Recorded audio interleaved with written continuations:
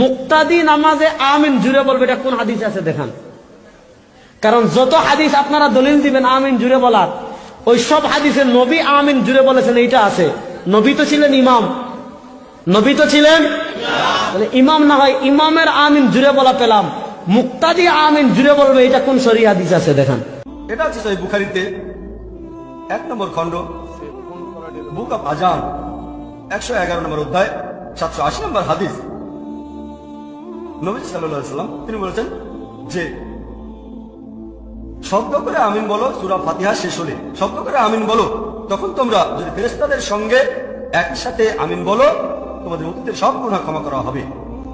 পরের হাদিসটা সহিহ বুখারী 1 নম্বর খণ্ড, বুক অফ আজান, 112 নম্বর অধ্যায়, 781 নম্বর হাদিস।